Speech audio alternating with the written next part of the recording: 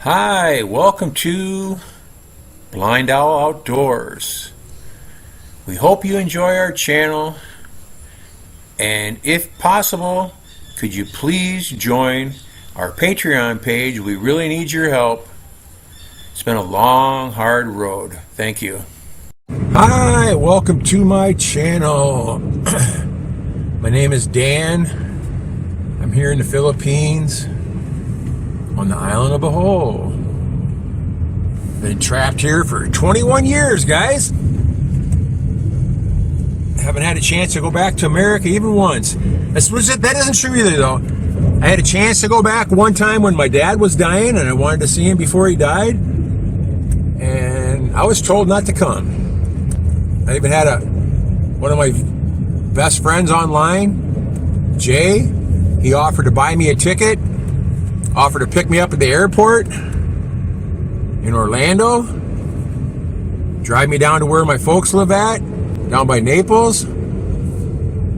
He said if we wanted to, we could drive up to, he got a BMW, he said we could drive up to Iowa if we wanted to, whatever we want to do, stay for a couple weeks, couple months, all on him.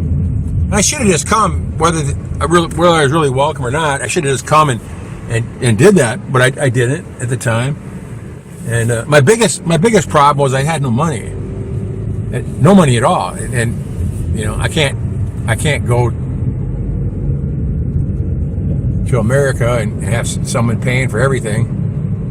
It's just not right, you know. But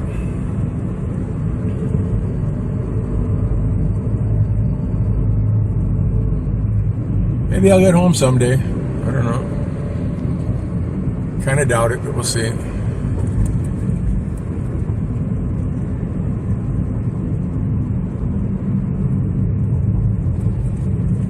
It's a Tuesday at noon, 12:03. Now, I always thought that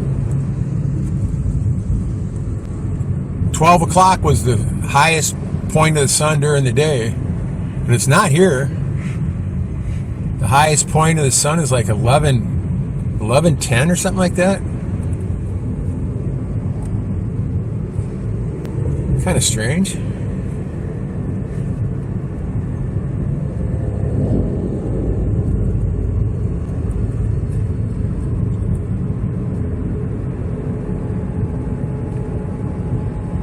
Everybody's in a hurry. Look at that.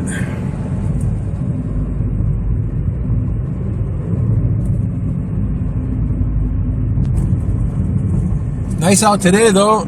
If you can see it's just trees now. There's some big clouds over that side.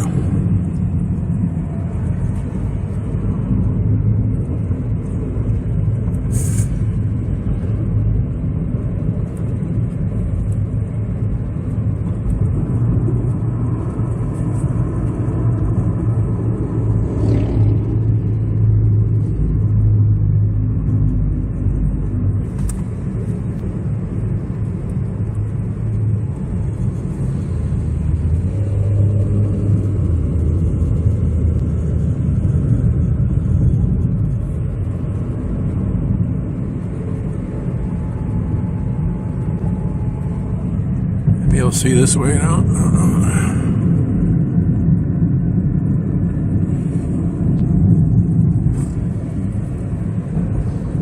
Should be able to see some clouds now, I would think. A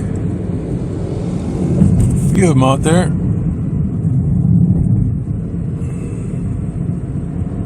Rice fields are all full of water again. I've seen a few people planting the seedlings, the seeds. If you look out there, you probably can't see it though. There's a screened-in area or a fenced-in area. That's where they throw all the seeds out. They'll get a big carpet of young seedlings growing, and then they go in and they cut them out and break them apart and jam them in the ground.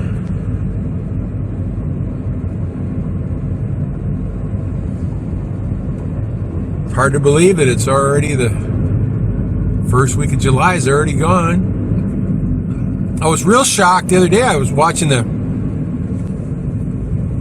something on the phone, and I got a thing that's talked about a flood in Texas, and it was like 20 kids were missing, and 20 girls from a camp were missing, stuff like that. I looked at it today. It was like 91 dead, 46 still missing, which they're going to wind up finding another 150 people missing besides that, I'm sure, that they don't even know about.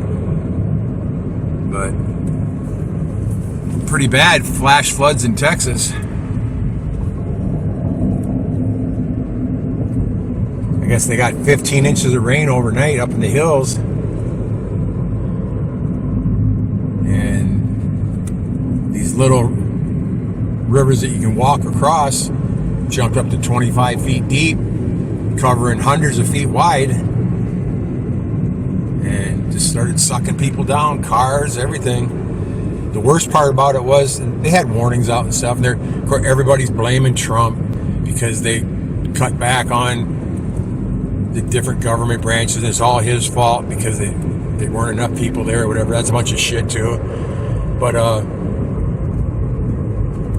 the flood happened 2 hours before dawn, so it happened in the dark. No one even knew about it. No one heard the warning because they were all asleep. You know, why would a girls' camp with over 200 girls in it, you know, why wouldn't they evacuate it if they knew what was going on? It just all of a sudden hit them.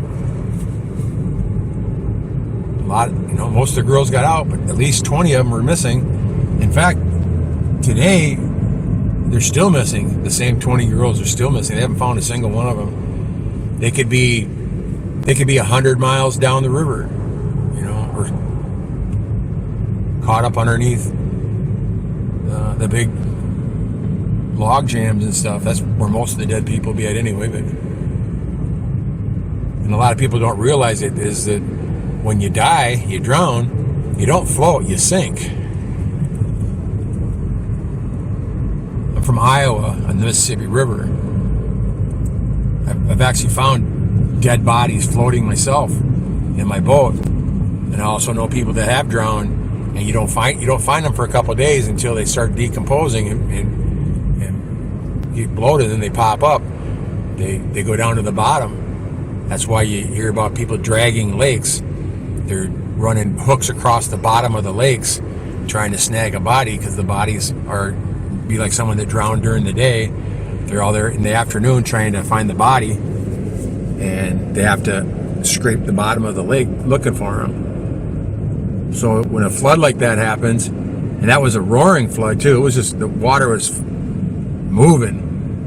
You know, those bodies that were drowned, they're tumbling around along the bottom of the riverbed, and a lot of the areas that's they're going to start the water's still flooded a lot of areas. It's way down, but when everything goes down, they're going to start finding the big snags, and they're going to start finding decomposing bodies and stuff, and they'll start finding more and more people.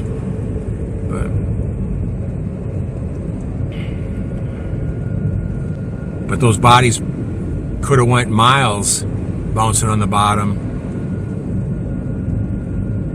and girls are small too, so it wouldn't take nothing for tuck them up underneath a log jam or whatever you want to call it.